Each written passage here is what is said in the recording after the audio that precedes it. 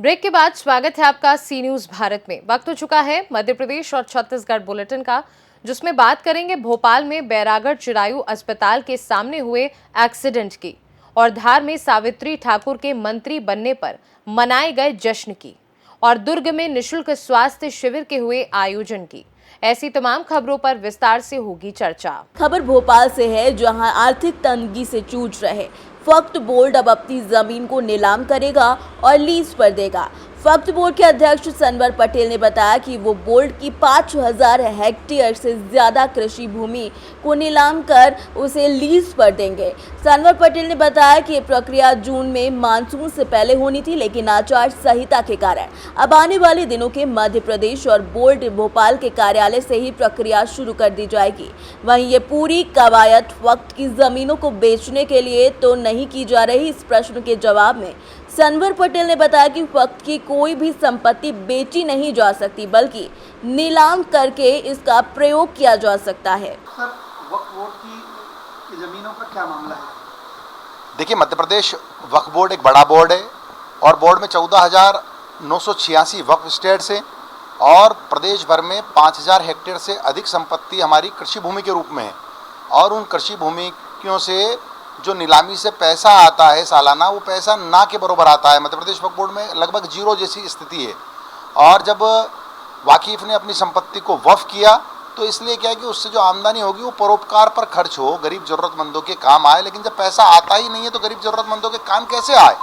इसलिए मध्य प्रदेश वक्फ बोर्ड ने इस बार तय किया है कि अपनी जितनी कृषि भूमि है उन सारी कृषि भूमियों को भोपाल प्रदेश कार्यालय, जो हमारा वक्फ बोर्ड का कार्यालय है, उसी कार्यालय से नीलामी की जाए। उसी कड़ी में ये डिसाइड किया है कि ये जो नीलामी है ये मानसून के कारण से जून के पहले होना चाहिए, लेकिन चूंकि आचार संहिता थी इसलिए हम इसको 12 जून से 16 जून के बीच में संभागवार हर दिन एक संभाग की नीलामी हम करेंगे और पूरे मध्य प्रदेश की जो कृषि भूमि है उसको नीलाम करने के बाद पट्टे पर दी जाएगी। 1 साल से 3 साल तक की अवधि के लिए दी जाएगी। भोपाल से सी न्यूज संवाददाता मनीष वर्मा की रिपोर्ट। खबर भोपाल से, जहां बैरागढ़ चिरायु अस्पताल के सामने एक भीषण एक्सीडेंट हो गया। चार्टर्ड बस और ट्रॉले में टक्कर हो गई। ओवरटेक करते समय ट्रॉले में चार्टर्ड बस घुस गई। हादसे में चार्टर्ड बस ड्राइवर को गंभीर चोटें आई हैं। चार्टर्ड ड्राइवर अभी भी बस में फंसा बताया जा रहा है। ड्राइवर को निकालने के लिए रेस्क्यू जारी है। भोपाल से सी न्यूज संवाददाता मनीष वर्मा की रिपोर्ट। खबर धार से है, जहां पर महू लोकसभा सांसद सावित्री ठाकुर के केंद्र में राज्य मंत्री बनने पर धार जिला भाजपा के जिला मुख्यालय कार्यालय पर भाजपा के ही पदाधिकारियों और कार्यकर्ताओं ने आतिशबाजी कर मिठाइयां एक दूसरे को खिलाई। हालांकि ये पहला अवसर है जहां धार जिले को प्राप्त हुआ है कि आज़ादी के बाद किसी आदिवासी सांसद को केंद्र में मंत्री बनाया गया है, जिसके बाद लोगों में काफी खुशी नजर आ रही है। जीत ये तो पहले से था, जब से टिकट हुआ था सबको पूरे देश में ये था कि मोदी सरकार बन रही और बन रही है। तो आइए इसको हम लेके नहीं चल रहे हैं। हम लोग, हमारे कार्यकर्ताओं की कड़ी मेहनत और जनता का आशीर्वाद समझ रही हूँ। यहाँ पर सभी ने बहुत मेहनत करी है। मैं ये नहीं मान रही हूँ कि हम लोगों ने और हमारे कार्यकर्ताओं ने रात दिन में, जब 1 बजे 1:30 बजे रात को फ़ोन करती थी तो कार्यकर्ता बूथ पे मिलते थे। तो कार्यकर्ताओं और जनता का आशीर्वाद प्राप्त हुआ है। दूसरी बार सांसद हूँ, तो इस बार और लोगों ने मेरे को ज़्यादा आशीर्वाद दिया है। तो मैं भारतीय जनता पार्टी के कार्यकर्ताओं को और माननीय नरेंद्र मोदी जी को, जो नरेंद्र मोदी जी ने यहाँ सपा की थी, इससे भी मेरे को बहुत ज़्यादा ये मिला है, फ़ायदा मिला है। और लोगों में मोदी जी के प्रति बहुत उनको गारंटी जो मोदी जी ने दी है, उनके प्रति लोगों की बहुत भावनाएं जुड़ी है। जहाँ तक महिलाएं, क्योंकि 1-2%, 5% में महिला उम्मीदवार होने के नाते महिलाओं ने भी मेरे को बहुत आशीर्वाद दिया। एक जगह मैं चुनाव के दौरान घूमी और एक जगह भी ऐसा मेरे को किसी ने नहीं कहा, जबकि तीसरी बार फेस कर रही थी, जिला पंचायत अध्यक्ष भी रही हूँ।